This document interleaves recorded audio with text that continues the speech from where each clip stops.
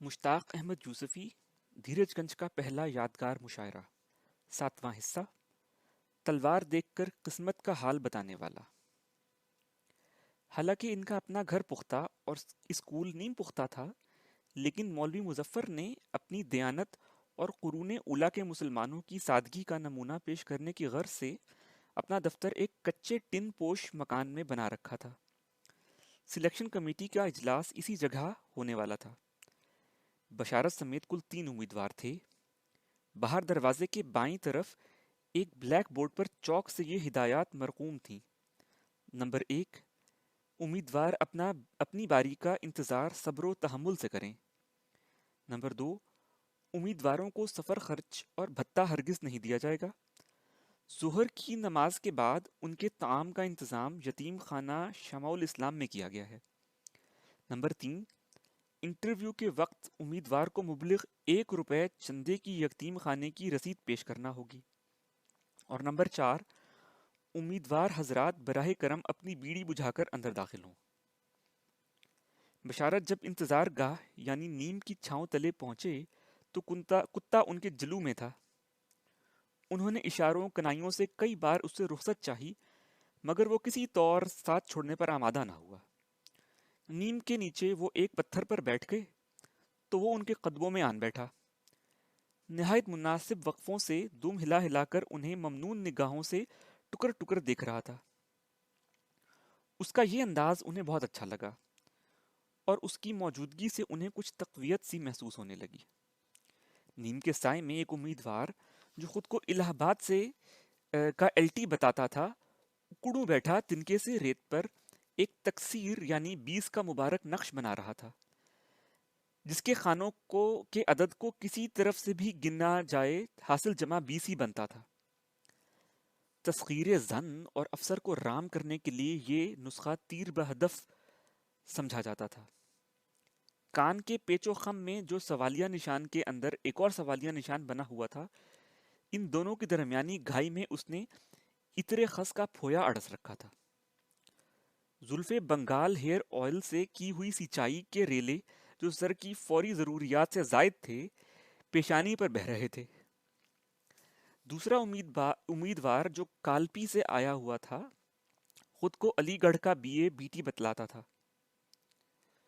دھوپ کی اینک تو سمجھ میں آتی تھی، لیکن اس نے گلے میں سلک کا سرخ اسکارف بھی باندھ رکھا تھا، جس کا اس چلچلاتی دھوپ میں بظاہر یہی مصرف نظر آتا تھا کہ چہرے سے ٹپکا ہوا پسینہ محفوظ کر لے گا۔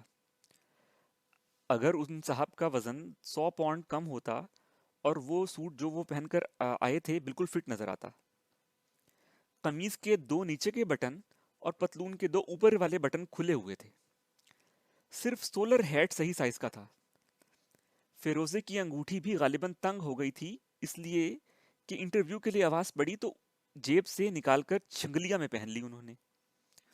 جوتے کے تسمے جنہیں وہ کھڑے ہونے کے بعد دیکھ نہیں سکتے تھے، کھلے ہوئے تھے۔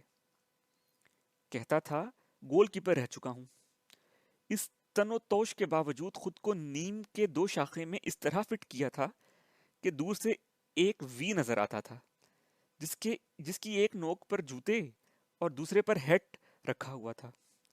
یہ صاحب اوپر ٹنگے ٹنگے ہی گفتگو میں حصہ لے رہے تھے، اور وہیں سے پیک کی پچکاریاں اور پاسنگ شو سگریٹ کی راکھ چٹکی بجا کے جھاڑ رہے تھے۔